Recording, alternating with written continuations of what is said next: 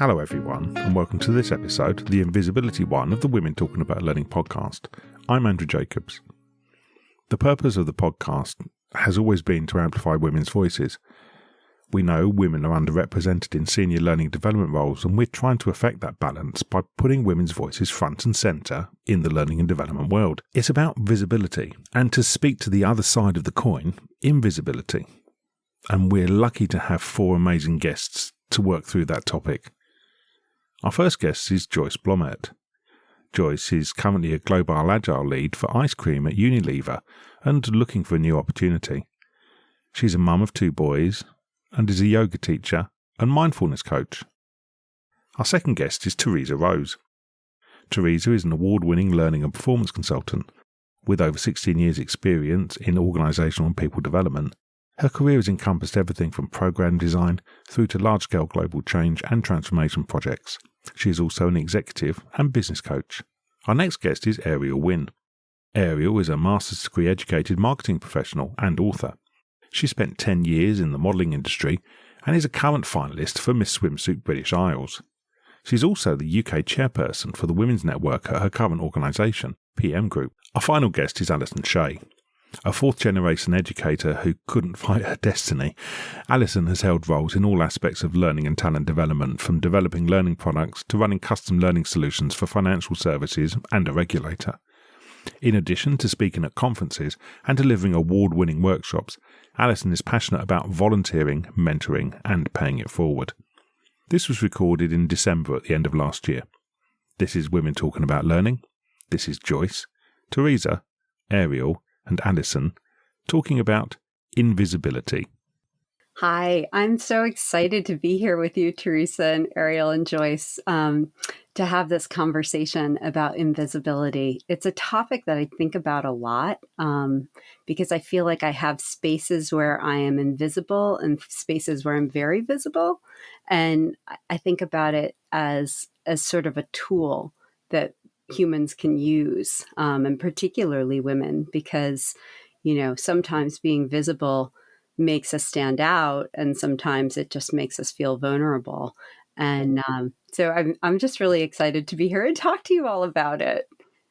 Yeah, Andrew, it's really nice to get involved in like this kind of conversation. To you saying that invisibility is this kind of tool, it's quite interesting because I think even to the very simple notes of women walking in kind of more baggy clothes or male clothes at night and that kind of thing to make them feel safer.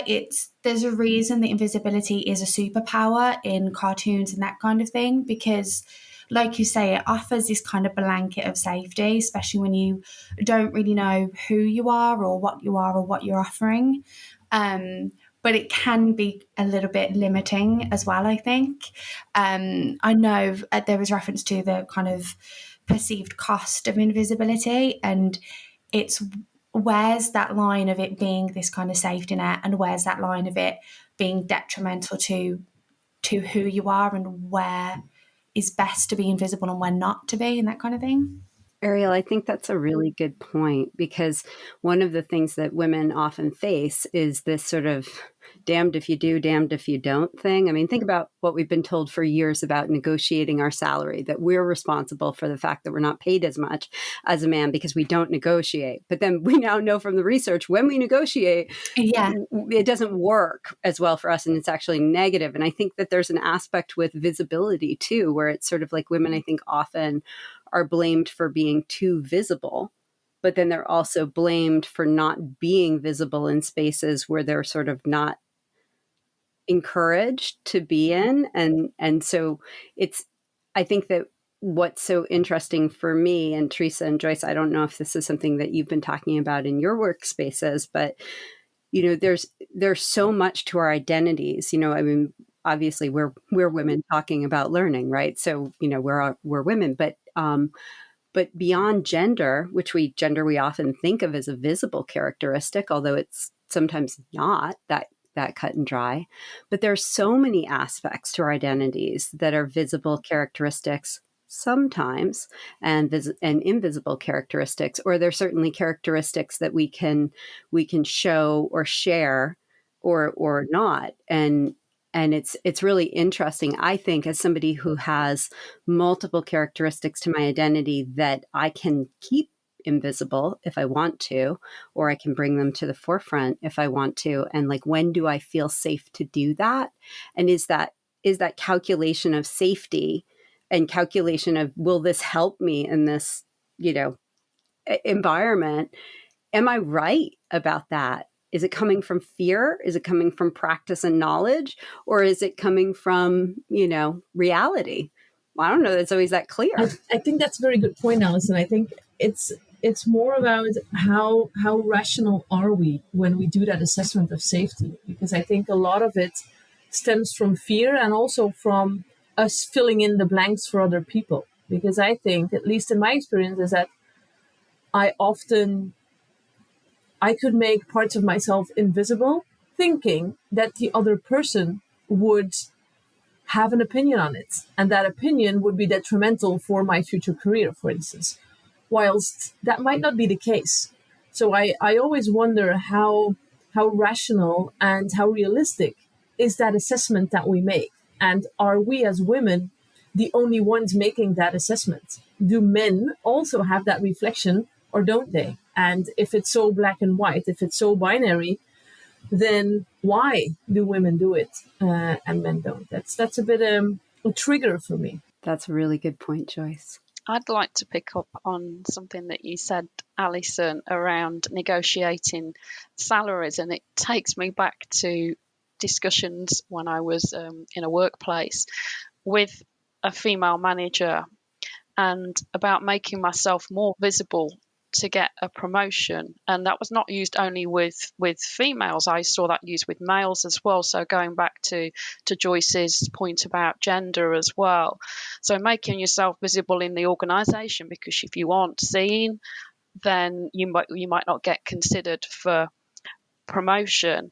And it also makes me think as well around those gender differences in promotion. So I'd often see as well, oh, well, so-and-so plays golf with them, or they do five-a-side football. So often sporting activities where it's more likely that men are there, so they're visible not only in the workplace, they're visible outside of the workplace in social activities related to work, that also mean they have greater consideration for promotion or projects that give them even more visibility. So it becomes a virtuous cycle for them. Yeah, I get that point. I would like to pick up on it because I immediately have to think about the book Wolfpack.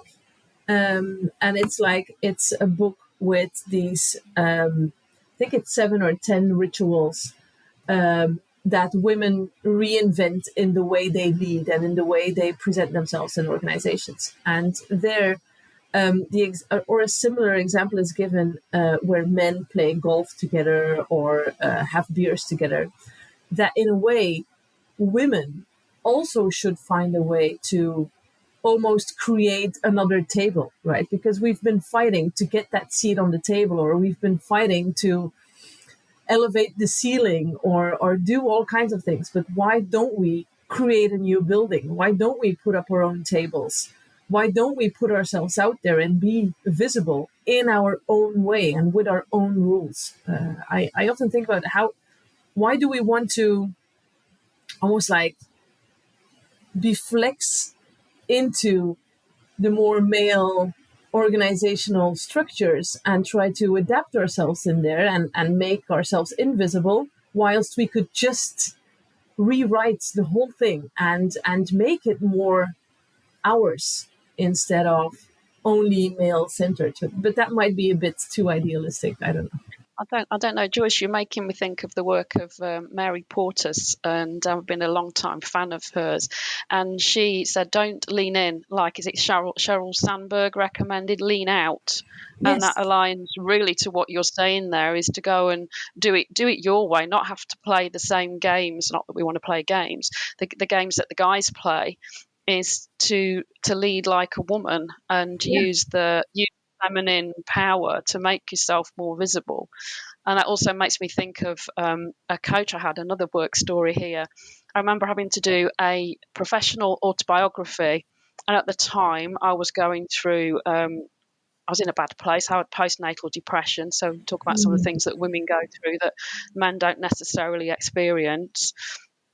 And I was writing this autobiography, and then I had to speak it out loud in front of 2 other colleagues.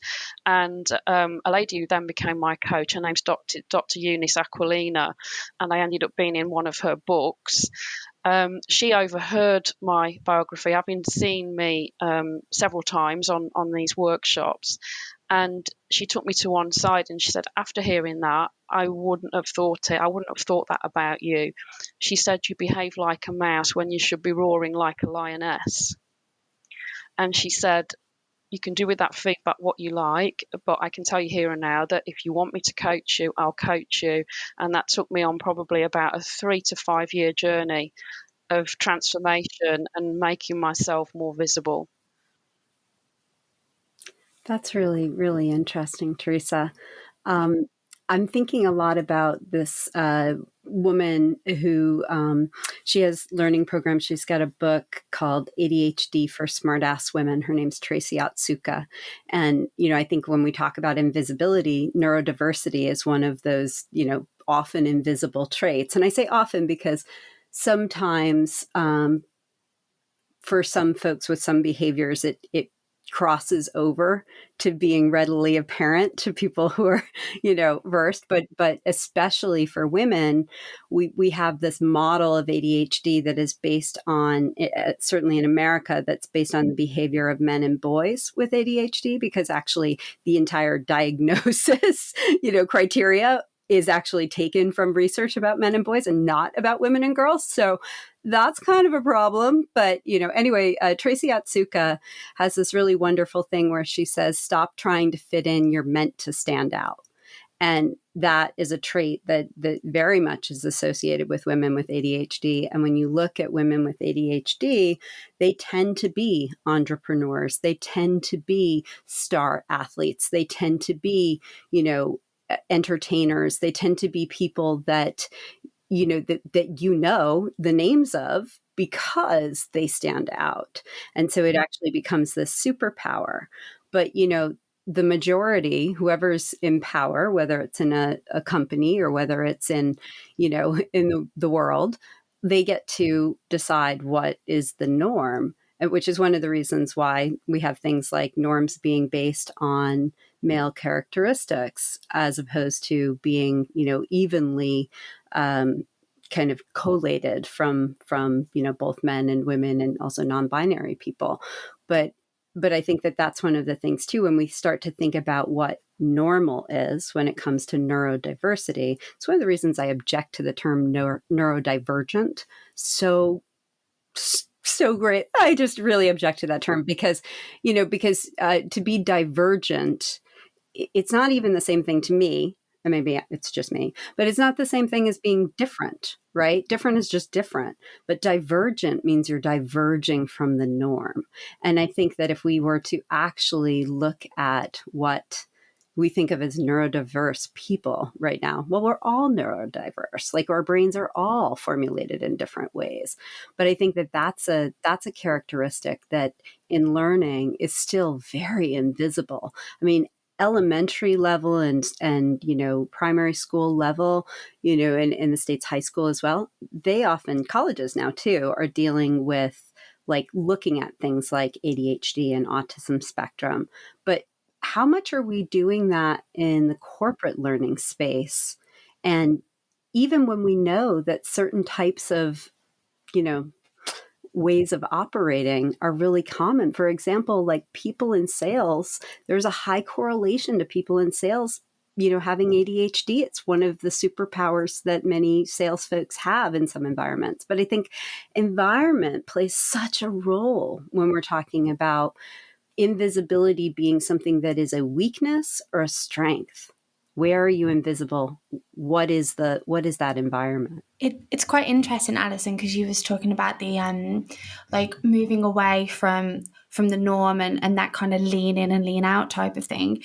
And I think when coming back to like that point of invisibility, I think it can be quite difficult. So I mean, there was an article, McKinsey and Co, and they did their Women in the Workplace 2023 article, and it was really interesting because they talked about all the myths as to why women aren't being promoted and things like that in the organisation, but fundamentally, all the way through, women were underrepresented, and it goes back to that sort of whether it's fear from a women's ownership point of view, whether it's, I mean, I work in a very heavily male-dominated industry and field. My role is female-dominated, but the actual workplace is very male-dominated. And I think invisibility and that kind of building your own table, that it's so innately related to accessibility and representation.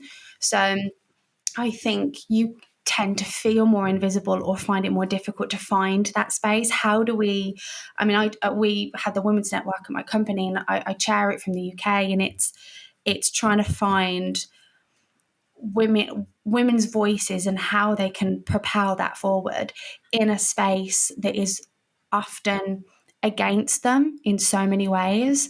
So it's very easy to kind of draw back into yourself and kind of marginalize yourself, to your point, Alison, and almost choose to be invisible. But whether that's a complete internalized choice or whether that's those external factors that come back to it, it's really difficult to find the balance, because I do think invisibility is so innately related to representation and accessibility. If you don't have the leadership roles accessible to you, or you don't have the five-a-side teams or that like golf and things like that, then how do you push forward? Where do you even begin to start when it feels like the odds are stacked against you? I think can be exhausting sometimes.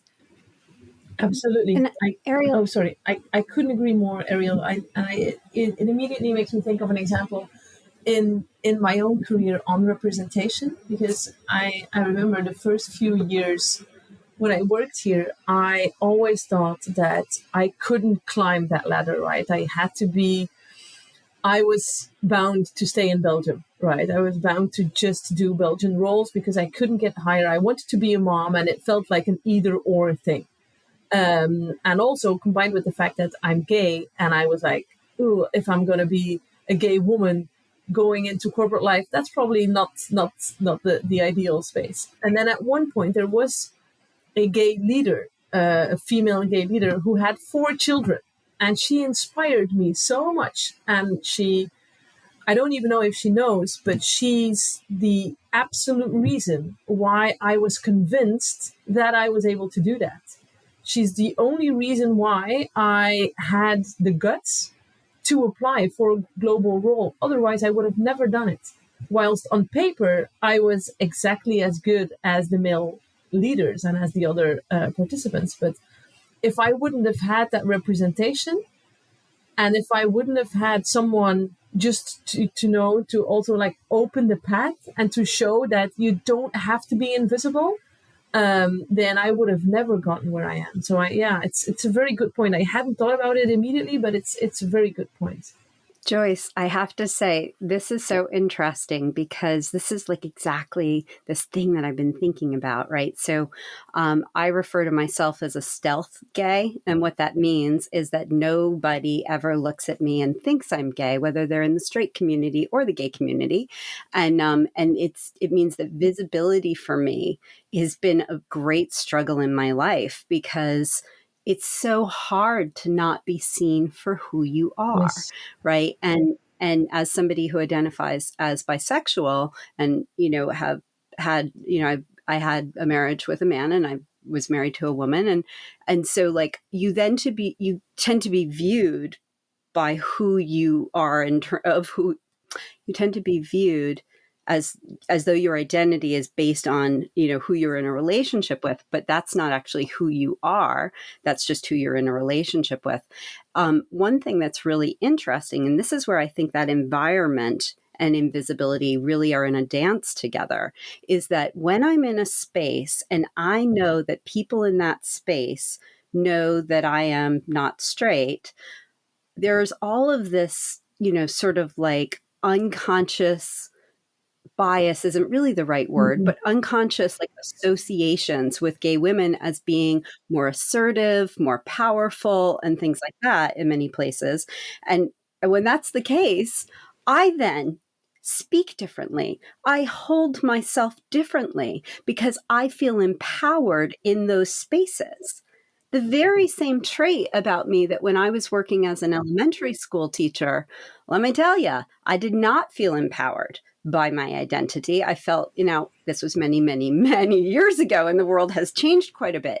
But the outside environment can often affect us and help, and it shapes what we feel safe to make visible, right? And we're not always right about that. And I think that that's really, really key, because I think that, women often get blamed for not putting themselves out there and for being invisible.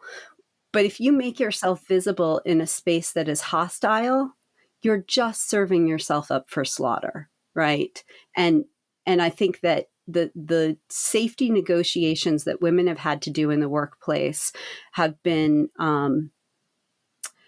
it's not that recent, it's not that long ago that the safety issue of a woman in a workplace, it stopped being something that was is something you had to negotiate on a daily basis. And I think that that's something it's easy for us to forget how recent some of these major changes are. And while there are more changes that need to be made, invisibility is a tool that women have used for safety, whether in learning or in any professional career.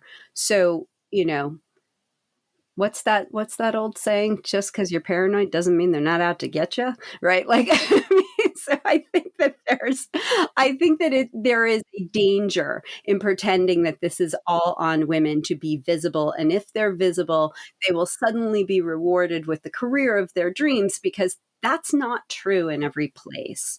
And so I think it does a disservice to women to pretend that that's true. And I really, when Lean In came out, there was a lot that I objected to with it. And Sheryl Sandberg later on, I think it was after she lost her husband, she came out and she said, there's a lot of stuff that I thought was true for everyone because it was true for me. And it turned out it was true for my circumstance. And I think that was a really great acknowledgement, because a lot of women were not living in the same world that she was in, and they just didn't have the same choices. And to pretend that the only difference was because they were invisible and they could make themselves visible really isn't true. And that doesn't mean that we can't work harder to change the spaces, but it also means that we need allies to do that as well. I think, like Alison, that's so true. Having allies and having people that don't maybe necessarily subscribe to the female experience, but they still honor the troubles that they might go through. And it's like, especially in the workplace, I think we do forget that it's still not fixed. Like, we would love to think that it was fixed, but it's not. And then there's racial biases, there's kind of the more marginalized communities within that. And it can be quite scary, but I think having those allies and having people that support and push forward and propel forward helps you to feel safe and be more visible. In my last workplace, there was complications with a man there, and let's say there'd been nicer men I've ever met, but it was quite difficult, because it was like, I'm visible in that scenario for reasons that I don't want to be visible, and that overrides the things that I'm desperately trying to be visible for.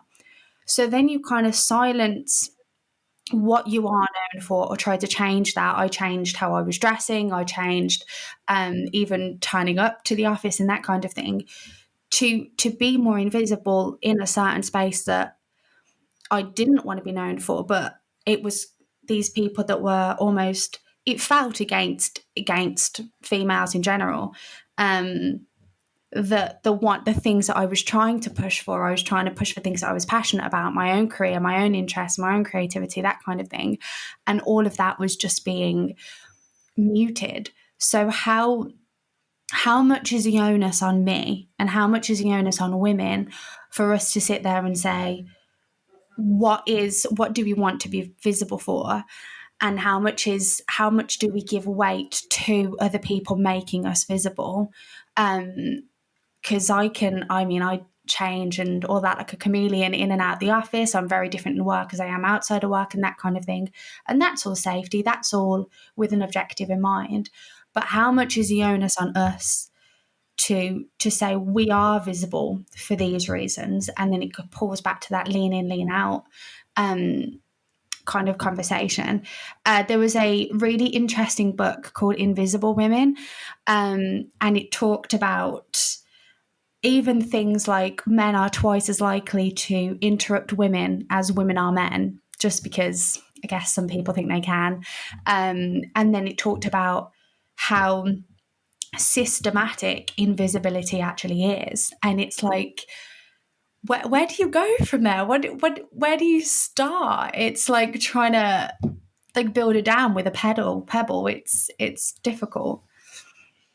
Ariel, Ariel, you're making me think as well around something I read, an article in the media. So what the media has to do with this as well, and it was by, I call them the Daily Mail, and it was probably about in my early 40s, and it said that women become invisible at the age of 47.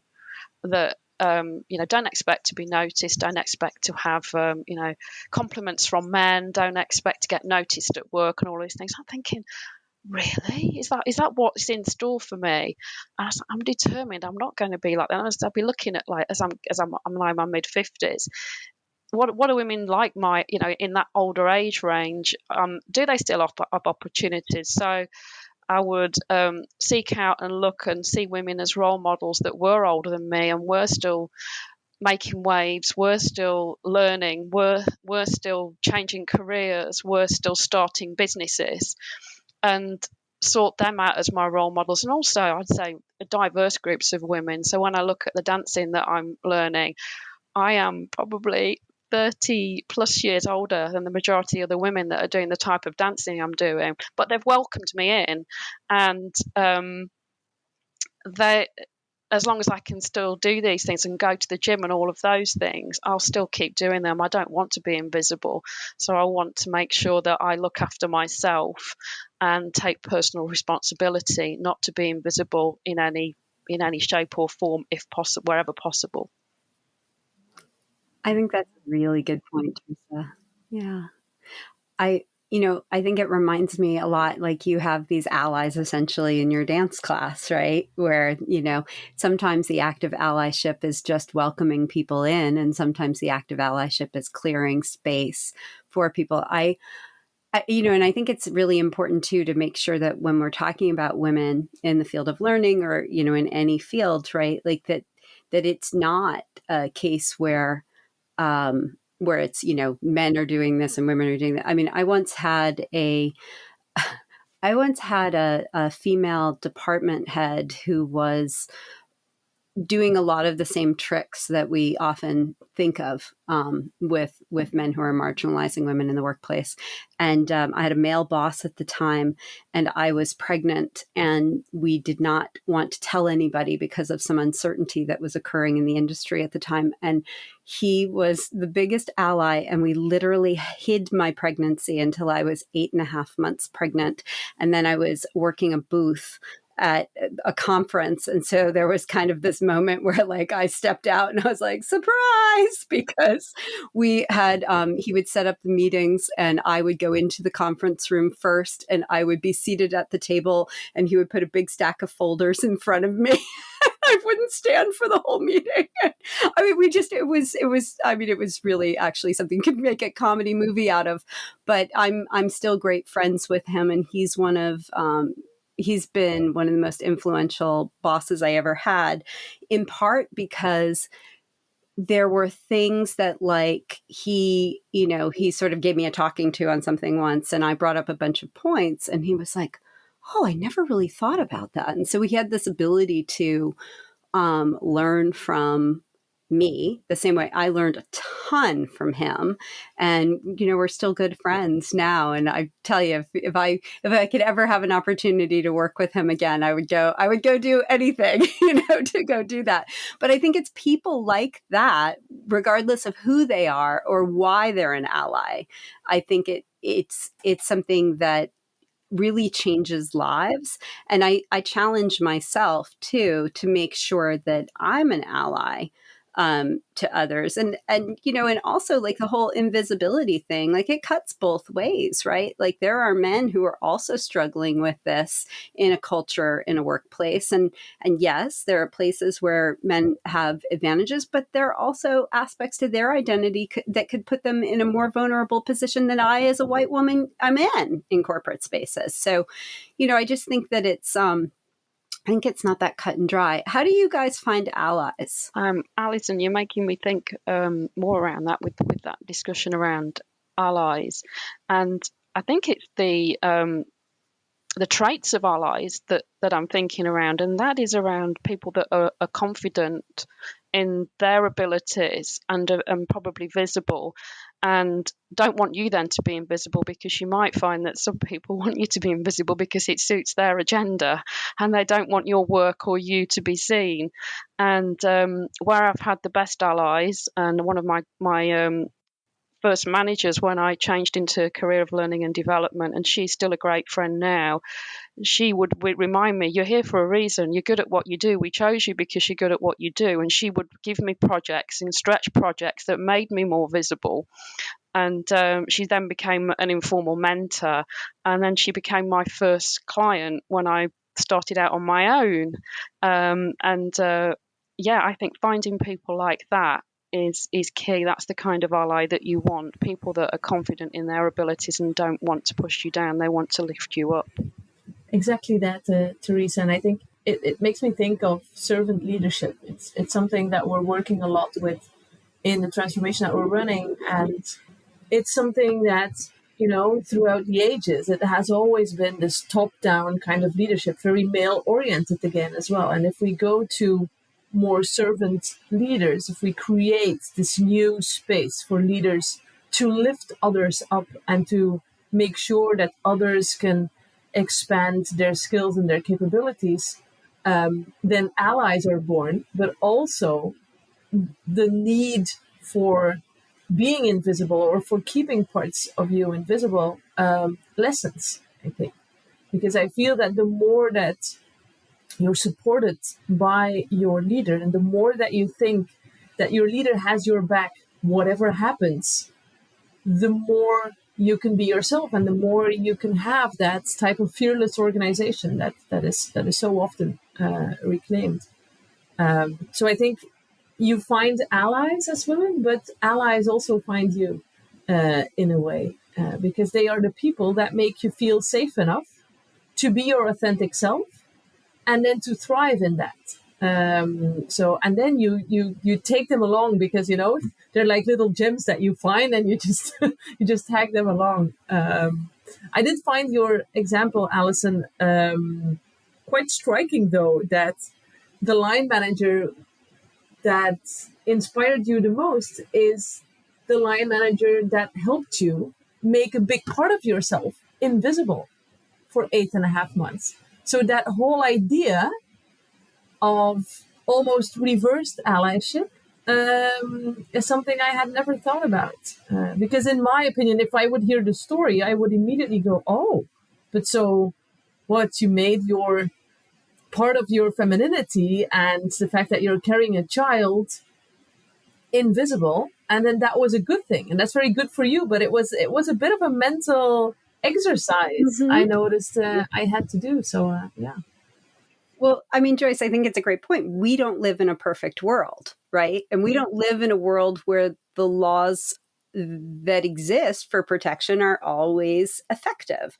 And so yeah, it would be awesome if we could just be like, I'm here, I'm pregnant, get used to it. But like, there are industries and there are times in, the course of human events where like, that's not the right answer that is best for my family in this moment. Right. And so I think that, I think that's something that we have to keep in mind, is that this dance between what we need allyship for doesn't always fall along like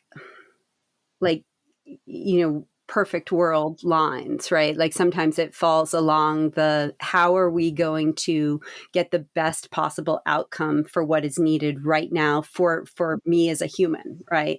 And I think until we get back to safety immediately, and that was the whole thing that we said in the beginning, right, because just because something is illegal doesn't necessarily mean it's not going to happen. I mean, that's just a sad reality. But I think one of the other things too, like specifically in learning, right, where there is this dance of invisibility. Many of the people that we are including in programs that we're running are hiding. They're covering some aspect of themselves, of their lives, of their work. I mean, sometimes they're covering something at work. Maybe they have an abusive boss, right? Maybe they have a boss who's just not good, right? Maybe they have a boss who is inappropriate. Maybe they have a boss who's just not effective. Maybe they have a boss who's checked out, or maybe they have an amazing boss and the problem is higher than that, right? And so I think that, when we think about things that are really specific to learning, that's where we have such a power within our organizations, because so often we're not just involved in content, right? We're not just involved in a course, make me a course, but we also are really change makers for cultures in the organization. And we're often so involved in establishing processes. I think about like performance management. And this is where we really have the ability to change how performance management is being done by how we're teaching people how to do it. And, what are we doing in terms of observable behavior? Because when you want to talk about like invisibility and the negative aspects, I mean, think about how many performance management reviews are written about opinions about somebody's supposed motivation, as opposed to like actual observable behavior that is tied to key outcomes or lack thereof. And I think that that's where there could be a whole lot under the surface that's really not good for organizations. I think learning can play a role in solving for that. Alison, you're touching on something there as well that's starting to come out, because there's this big skills obsession in learning and development and talent development and skills assessments. And some of the data that's starting to come out from that is that women tend to rate themselves on their skills proficiency much lower than men. And that links in as well to when women are applying for roles, they tend not to apply unless they've got 100% of the criteria, where men might blag it or think, oh, I can do that, and they'll apply. And I think that's quite interesting that's coming out, because talent decisions, promotion decisions, opportunity decisions, performance ratings, etc., will start to get decided based on that skill proficiency data. And is that right? That's a really good question we should start asking ourselves in learning and development and talent development and people management. Are these decisions right? How much data are you using? Because it's not showing the whole person. Wouldn't it be interesting, Teresa, if once we know the data on what percentage women tend to like, sort of sandbag themselves, what if we boosted all women's scores by that percentage? Yeah, it's like a deviation figure. Yeah, they're going to, like a handicapper going back to golf, like a handicap in golf, but it's not really a handicap. We're undervaluing ourselves. Right. So maybe that you get like a boost. Yeah. If you're female. Yeah.